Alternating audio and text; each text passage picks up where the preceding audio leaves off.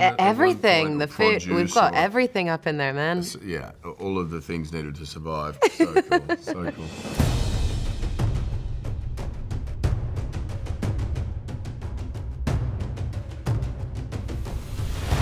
I felt like she was with me, to be honest, like from the second I read the script, and that was a heavy energy to carry around. And so I felt a really great deal of responsibility to this character. So I think the moment where I felt more relaxed was after the confrontation between Furiosa and Dementus, just because I'd had such strong ideas about that scene, and then to see them realized, I was like, I did it. I protected her, I did my job, and now I can like relax a little bit more.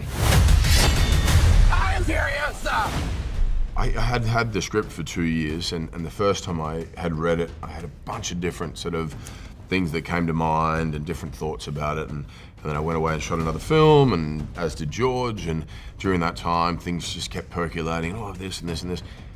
And then the closer I got to shooting, I was like, yeah, but what's the version of it? You know, none of it had kind of assembled just yet or come together. And George suggested I write as Dementus, you know, some sort of diary entries, and so just as an acting exercise, do it. And I said, oh, yeah, maybe. And one night I woke up, I started doing it, didn't think much of it, read it in the morning and showed it to George. And what was surprising, because this has been a half sleep state doing it, was that a lot of it was about the why of who he was as opposed to who he was right now within the script. And that then really informed the action. That was like, oh wow, he's a person. He was once a child, and a lot of it was sort of backstory and about his own suffering and what he'd been through, and a lot of sort of justifications or reasons as to why now we see him display such brutal acts of violence.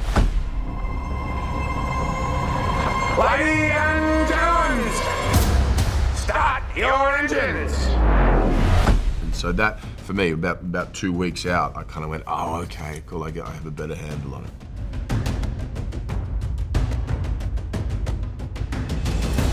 I have to say, I think because I was brought up on horror movies, I think some of the proudest moments in my career is when I can say something like truly disturbed to George, and he's like, Anya. Yeah. That was shocking, and I'm like, It's so surprising when he is shocked too. I'm like, yeah, you're like, George, what? you just mutilated someone in the film. He'll be like, Anya, that's so violent, and I'm like, what are you talking about? It was a tough thing to reconcile. Is this kind of nurturing, sweet, wonderful person, and then the violent, brutal, chaotic world that he puts on screen. But he's also just so smart. Yeah, just so genius. Smart.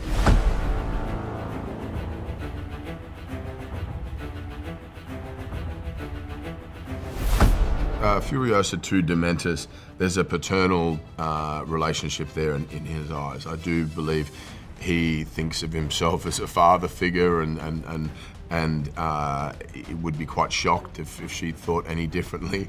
But I do think he is preparing her for the wasteland and the brutality of it, and it's kill or be killed, and if you don't rule with an iron fist, then you'll be left in the dust. And if you aren't memorable, and if you don't stand out, and if you don't, in the trailer, as he says, do you have it in you to make it epic?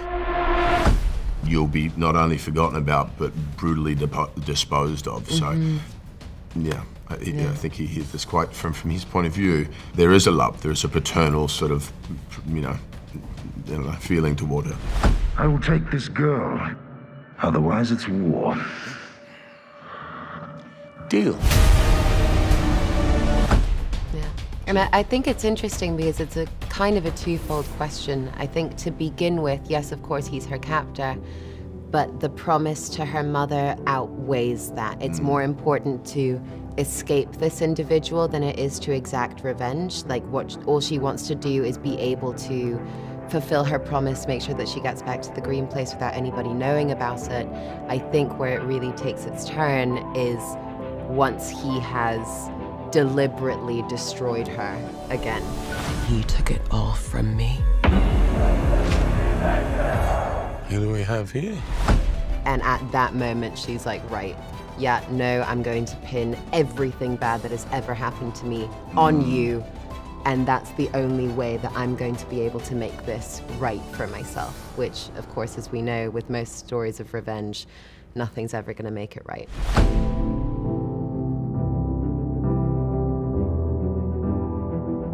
The teddy bear was interesting.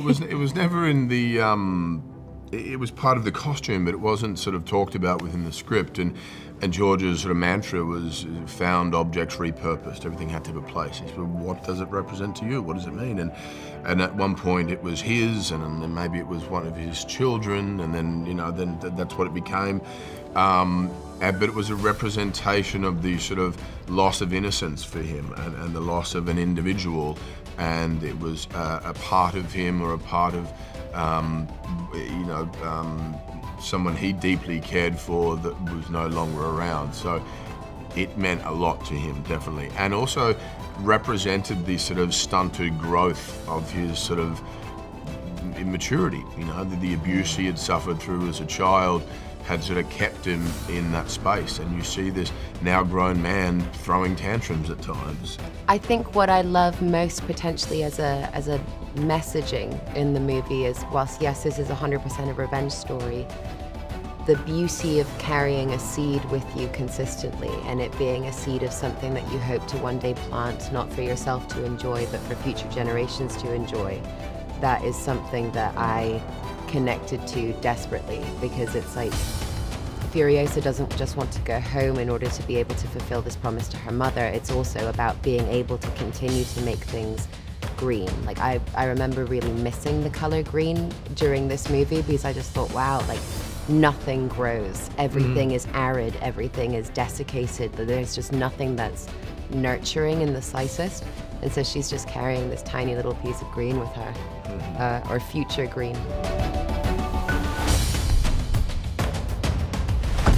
Your motorbike chariot is very, very cool, but my double tanker takes it easily. Yeah. Just in terms of size and let yours wins, but mine's wins. like the impracticality of mine is kind of trumped by the tanker can transport either fuel or milk. Everything, the food, we've got everything up in there, man. Yeah, all of the things needed to survive. Mine's just for looks. It's also got like beautiful artwork on the side, telling story. I remember Colin taking us around, the production designer taking me into the like vehicle pit essentially the first day, and I saw the war rig and I was just like, that's my baby. So cool.